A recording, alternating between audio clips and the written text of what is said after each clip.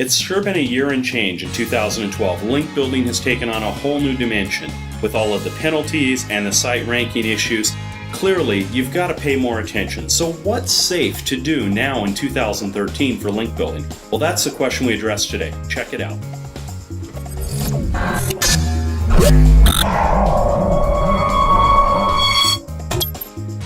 It's time for Pick the Brain. This week's Pick the Brain question comes from James in the UK.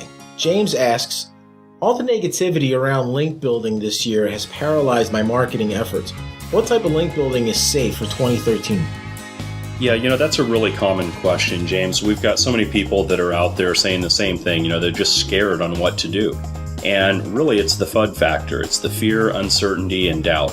And so you have to combat that. The first thing is that you've acknowledged that doing nothing isn't going to work. And that's the first thing that you've got to do. But now, getting into this again and getting back into the groove, first of all, there's nothing wrong with marketing and promoting your site. It's just about how you do it. A great thing to get started with when you're trying to get some links coming in and you want to be very conservative is do the things that are most common and most natural in the industry. So putting up some of your content and turning it into a PDF and throwing it out on some of the doc sharing sites like Scribed and others, and using guest posting and blog commenting. This is old school marketing and it's old school promotion, but guess what? It works, and it works really, really well.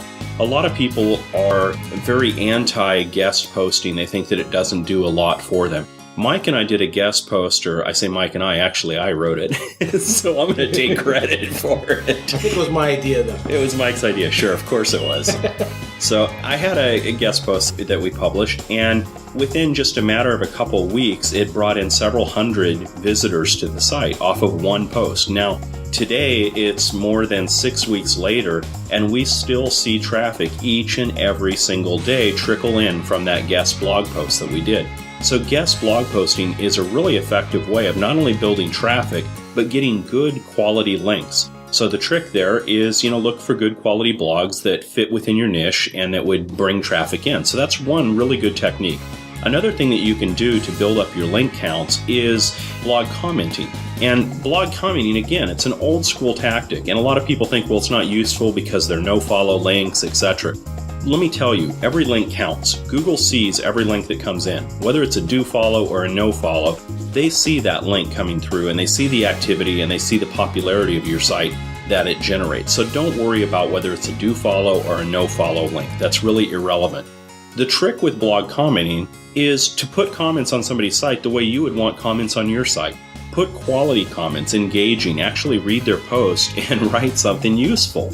And when you do, don't put the keyword in your signature, or don't put it as your name when you leave the comment. A lot of people will do this comment and it'll be a really spammy comment, and then it'll say buy Viagra now as the link text, and wonder why the comments don't get published. Well, of course that's not going to work.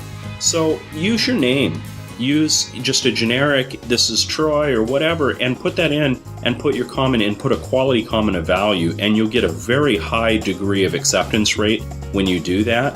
And that is another great technique for building some links when you're first getting rolling. Mike and Troy's Top Marketing Strategies podcast, because we all need a little help sometimes. Check out the blog or the podcast at the link below, ctcbiz.com/TMS. See you soon.